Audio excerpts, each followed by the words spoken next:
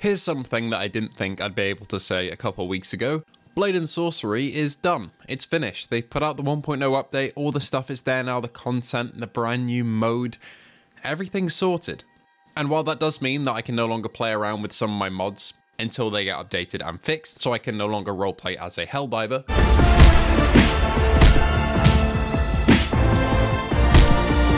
or as a Sith. I just do the General Grievous advance on him. But that does mean that I can jump into Blade and Sorcery vanilla for the first time. Also, before we jump in, if you do want to consider subscribing, we're trying to get to 10k. We do VR and PSVR2 here basically every day. So anyway, on to the actual game. I've never played this game without any mods, but with the introduction of Crystal Hunt, the brand new campaign-like mode, there's a whole world for me to explore here to discover the game naturally in the way that the devs intend, which I think is pretty awesome. Oh my god, it's just having new locations as well is sick, you know, not the same old stuff. Now this completely new mode encourages you to build a character, from customizing them visually and buying armor for them at the in-game shop. And some gloves. Oh, I only bought one glove. Oh, I didn't realize I had to buy two. To deciding what builds you want in terms of just pure melee strength, no crystal perk aid at all, or focusing on different kinds of magic, there's all sorts for you to discover and explore here in how you want to play the game. Oh well, oh shit. Now before we get on to me gushing over everything that's new here, and I've only played about 2 hours of the game, so I'm honestly just scratching the surface, let me talk you through how the game has basically changed with the new mode. You still have Sandbox in all of its glory, but now you have Crystal Hunt where you go around after a quick tutorial, raiding dungeons, taking out enemies, finding crystals and money, and then using these to upgrade your perks or selling your items to get better weapons and armor. The shop that you go and buy things from is a completely brand new area with an actual vendor who speaks to you. There's actual voice acting now, and there's loads of new voice lines for enemies too. Hello, friend. Hello, mate. You're most welcome to the Baron's Bounty. With me, the Baron. Cool, new voice lines out. Along with new music for combat and loads of new locations and instances in each dungeon. Don't get me wrong, I've been addicted to Blade and Sorcery for the past month or two, just going through the same dungeons with different weapon mods, but now there's so many more locations in dungeons to give a sense of variety that just wasn't there before, and these locations are absolutely beautiful and massive. Oh, this is simply nuts. That's crazy, man. I have to say I'm getting worse performance than I did before, but I'm sure that can be sort of fixed up, and it might be something weird with the settings on my end, but my god does the game look really good now, in terms of the expansiveness of what you come across. And that being said, I'm still fairly early into the game. I've only seen so many things, but I'm still blown away by it. What is this? Oh.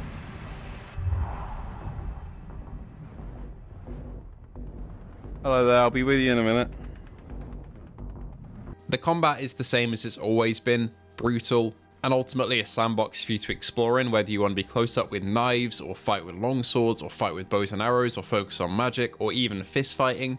It's the same old Blade and Sorcery that you knew, but with this brand new mode on top that encourages you to actually build a character and progress through the game, and not just create different instances of dungeons and arenas to fight enemies in. There feels like there's purpose and progression now, and honestly I got the same feeling going through some of these dungeons as I did way back in 2018 on Skyrim VR on the PSVR1. This feels like, it reminds me of playing Skyrim VR now that it's like more expansive. And I'm going through dungeons, you know?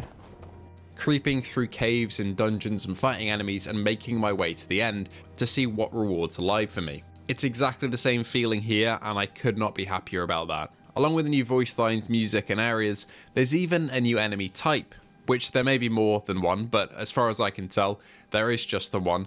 But bloody hell, did it blow me away. I hadn't seen really any of the promotional marketing for this. I saw the announcement on Twitter, but I didn't really watch the trailer because I wanted to go in blind, and seeing this enemy for the first time, completely blind, was awesome. But like, this isn't like Souls-like, there aren't really any bosses. What the fuck is that? How am I supposed to kill that? Alright.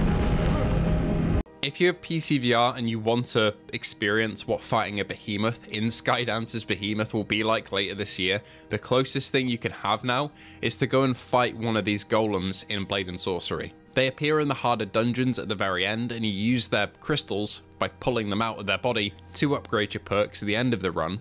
But holding onto the side of one of these as it tries to throw you off is exactly what it's like, albeit on a much, much smaller scale, to fighting a behemoth in Skydance's new game coming out later this year. I feel like I'm sponsored by Skydance here. I promise I'm not. It just really made me feel that way when fighting it. Bro, this is like a behemoth battle.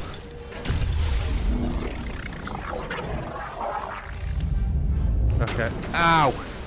But man, they put a load of work into the animations here and the structure of the boss fight, the music. It honestly blew me away, and I haven't had a smile on my face in VR like this for a good little while. That made me honestly just immerse myself into this and really have a lot of fun. Okay.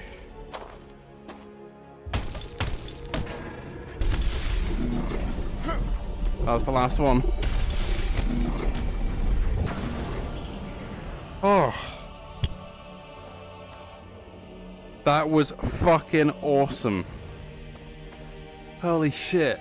Of course, I'm hoping that all the mods get fixed up and everything. I'm sure that the much bigger ones will be done in just a couple of days and be ready to go again, because modders have an incredible work ethic.